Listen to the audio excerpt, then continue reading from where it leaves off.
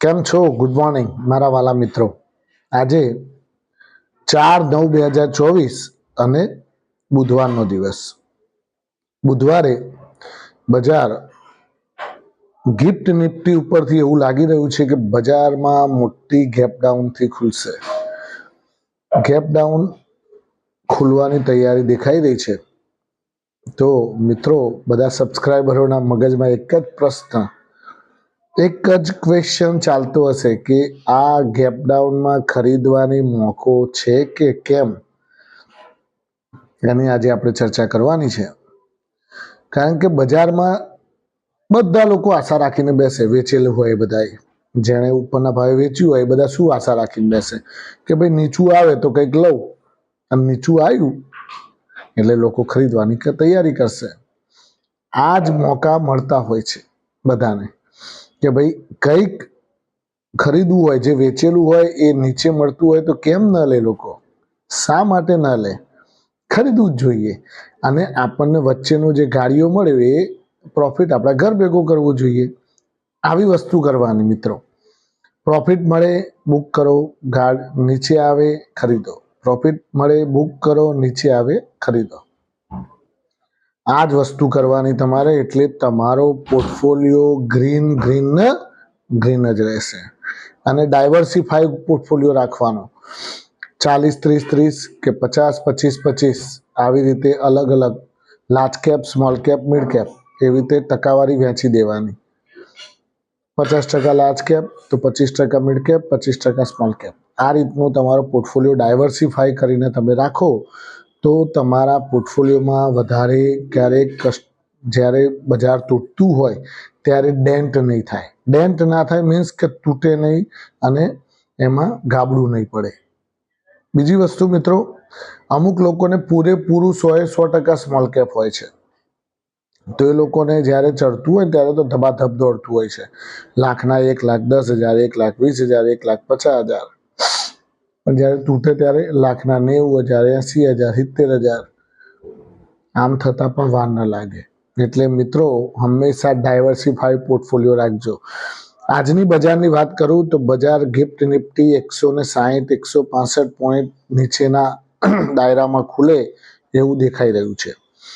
તો મિત્રો, આજે બજારમાં શું કરવું જોઈએ અને આવું બજાર કેમ બન્યું કે આટલું નીચું ખુલવાનું છે? તો એમાં અમેરિકાના જે ડેટા આવ્યા છે, ઇકોનોમિક ડેટા થોડા ખરાબ આવ્યા છે. એટલા માટે અમેરિકાના બજારો એના ઉપર રિએક્ટ કરી અને નેસ્ડેકમાં વધારે વેચવાલી જોવા મળી.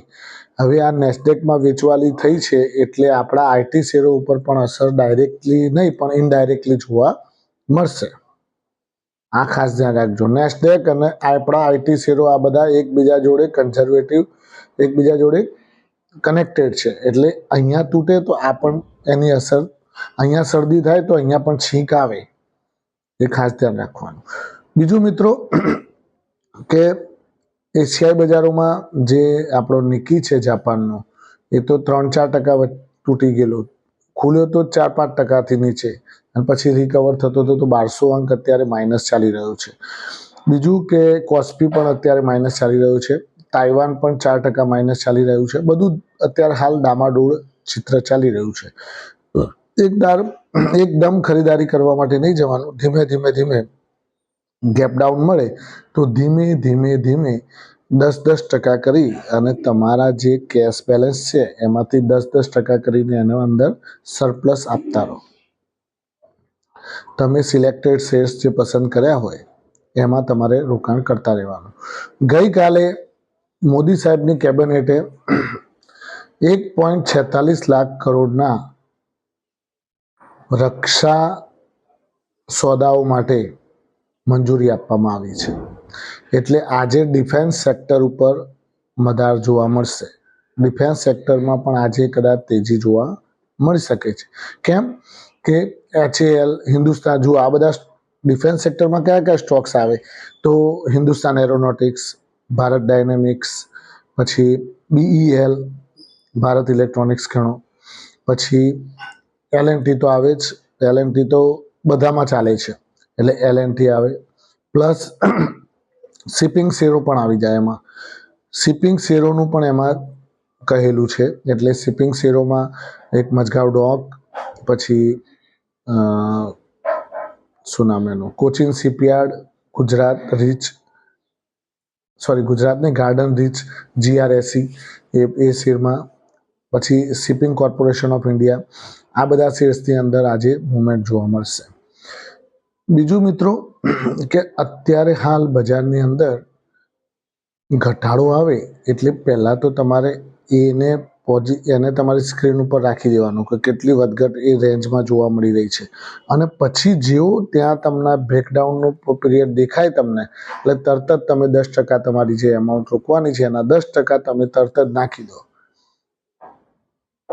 આ જ મોકો છે કે જે મોકો તમારે ગુમાવવાના નથી અને ખરીદવું જોઈએ. રિટેલ કસ્ટમર જ ખરીદે છે અને એ જ બજારને પકડીને રાખે છે, અને મ્યુચ્યુઅલ ફંડો પણ અત્યારે હાલ ધબાધબ ખરીદારી કરશે. કેમ કે આવો મોકો મ્યુચ્યુઅલ ફંડવાળા છોડતા જ નથી. ધબધક પડી જાય અંદર અને પછી ઘરાકો બધા બાપડા કમાય 2 પૈસા. આ જ વસ્તુ અને આ જ સ્ટ્રેટેજી હું પહેલેથી કહેતો આવ્યો છું કે ઉપર વેચો નીચે લો. આ જ મ્યુચ્યુઅલ ફંડવાળા શું કરે છે, FII શું કરે છે? FII તો હવે ખરીદારી કરવા આવી ગઈ છે, રોજે રોજ ખરીદારી કરે છે. કેમ કે હવે છૂટકો નથી, હવે કેશ લઈને બેઠા છે, ક્યાં નોખવી, બીજા બધા દેશોમાં તો નખાય એવું નહીં. એટલે ઇન્ડિયા એક સેફ કન્ટ્રી દેખાઈ રહી છે એમને, કે જ્યાં ઇમર્જિંગ માર્કેટ તરીકે આપણું ઇન્ડિયા ઉભરી આવેલું છે, એમાં એ લોકો રોકાણ કરવા માટે તત્પર હોય છે. એટલે મિત્રો FIIને ખરીદારી કરવા માટેનું સ્ત્રોત જો હોય ને, તો એક તો તાઇવાનનું બજાર છે, અમને ગમે છે, અને એક આપણું ઇન્ડિયાનું બજાર ગમે છે. એક જાપાનનું નિકી પણ ગમે છે અમને. તો આજે શું થશે કે એ લોકો બધા આજે કદાચ નોમિનલ વેચવાલી કરે, પણ એ ખરીદારી કરવા માટે પણ અલગ અલગ સેક્ટરમાં આવી જ જતા હોય છે. જેટલા પ્રમાણમાં વેચવાલી કરે એટલા જ પ્રમાણમાં એ લોકો ખરીદારી પણ કરતા હોય છે. ગઈકાલે ક્રૂડ 4 થી 5% તૂટ્યું છે, તો આજે ક્રૂડના લગતા જે શેરો છે એમાં પણ તેજી જોવા મળશે. તો ઓઇલ માર્કેટિંગ કંપનીઓ એટલે કે BPCL, IOC, HPCL, એમાં પણ આજે પોઝિટિવિટી જોવા મળી શકે છે. પ્લસ ONGC, પ્લસ શું કહેવાય, એશિયન પેન્ટ, પછી ટાયર બનાવવાળી કંપનીઓ, આ બધામાં આમાં શું હોય, ક્રૂડની જરૂર પડે આ લોકોને. એશિયન પેન્ટને આ ઓઇલ જે આ કલર બનાવે છે જે કંપનીઓ, એમને પણ આની ક્રૂડની જરૂર પડે. એટલે ક્રૂડ જેટલું એ લોકોને સસ્તું મળે એટલે એ લોકોને એટલી કોસ્ટિંગ નીચી આવે. કોસ્ટિંગ નીચી આવે એટલે માર્જિન વધે, માર્જિન વધે એટલે ખિસ્સા ભરાય. આ ધંધાનો સીધો સિદ્ધાંત છે. માર્જિન તમારું વધવું જોઈએ. માર્જિન વધે એટલે તમારા ખિસ્સા ઉભરાવા માંડે. આ યાદ રાખવાનું. સરકાર શું કરતા હોય છે કે 1 જ રૂપિયો ખાલી પેટ્રોલનો વધારે, પણ એમને કેટલો બધો ફાયદો થાય, માર્જિન કેટલું બધું, કેટલી પબ્લિક લોકો વાપરવાની એ જોવાનું. પછી ટેલિકોમ કંપનીઓ જુઓ, ટેલિકોમ કંપનીઓ ફક્ત 10%નો જ કે અમે વધારો કર્યો છે, પણ 10% એટલે શું થયું, ભૂખા કાઢ નાખ્યા. 40-50 કરોડ કસ્ટમર હોય, હવે 50 રૂપિયા વધારો એટલે સીધા કેટલા રૂપિયા થયા? 50 કરોડ ગુણ્યા 50 રૂપિયા વધારે એટલે 2500 કરોડ રૂપિયા તમારે એવરી મંથ, દરેક મહિને જ્યારે કસ્ટમર રિચાર્જ કરાવવા જાય એટલે એને 50 રૂપિયા વધારે આપવાના થયા. 250નું રિચાર્જ હતું એના 300 થઈ ગયા, તો 50 રૂપિયા વધારે ગયા. 50 કરોડ કસ્ટમર છે જીઓના, તો જીઓને ડાયરેક્ટલી 2500 કરોડનો ફાયદો થયો કે ના થયો દર મહિને? આવી રીતે કંપનીઓ પોતાના ખિસ્સાની અંદર કેશ ભરતા હોય છે, અને સારું છે. એ લોકોનો ગ્રોથ ક્યારે થાય કે ભાઈ તમે કોઈ પણ વસ્તુના ભાવ નહીં વધારો અને ત્યાંના ત્યાં જ રહેશે, તો એ લોકોને તો પગારો વધારવાના છે. એ લોકોના તો જે બધા નોકરીઓ કરે છે જીઓમાં, એ લોકોના તો પગાર એ લોકો કહે છે વર્ષ થાય એટલે કહે છે લાવજો ભાઈ પગાર વધારો. એટલે એ લોકોના પગાર વધારવા પડે એટલે એ લોકોને ખર્ચો વધે, ખર્ચો વધે એટલે એ લોકોને ક્યાંકથી તો કાઢવું. તો એ કોનામથી કાઢશે? તો તમારામથી. બીજા કોને શોધવા જશે? સરકારને તો કહેવાના નથી કે મને કંઈક આપો, મારા પગાર વધાર્યા છે. એટલે ગ્રાહકોમાંથી જ એ લોકો અમુક લોકો તો એવી બધી વાતો કરે છે કે મુકેશ અંબાણી ભાઈના ત્યાં જે આ મેરેજ હતા બાબલાના, એટલે ખર્ચો કાઢવા માટે ભાવ વધાર્યા છે. એવું ના હોય ભાઈ. આવડા મોટા લોકોને તો આવડી જ્યાંનું લગ્ન તો હું એમને તો મચ્છર કહેવાય. આવો તો એ 1 લાખ લગ્ન કરે ને તોય કોઈ અસર પડે એવી નથી. સમુદ્રમાંથી લોટો ભરી લો તો શું ફરક પડે? એટલે આ માન્યતા ખોટી છે. આ એ લોકોની સ્ટ્રેટેજી છે.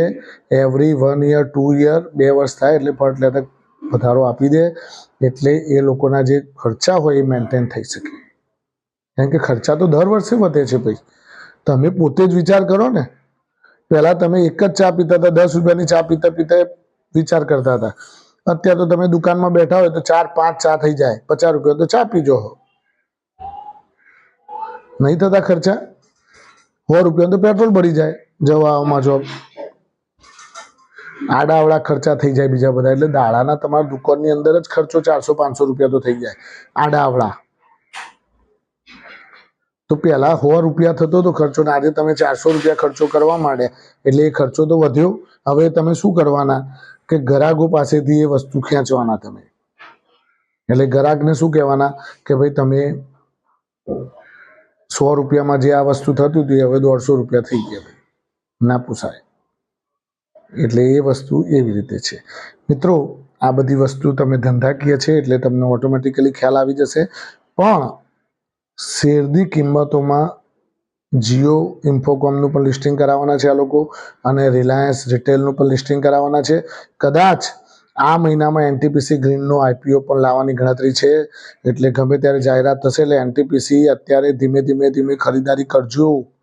ગમે ત્યારે કૂદકો મારશે. જેવી જાહેરાત આવશે ને એનટીપીસી ગ્રીનની આઈપીઓની ડેટ આવી ગઈ એટલે તરત જ 5-7% વધારો આવી જશે.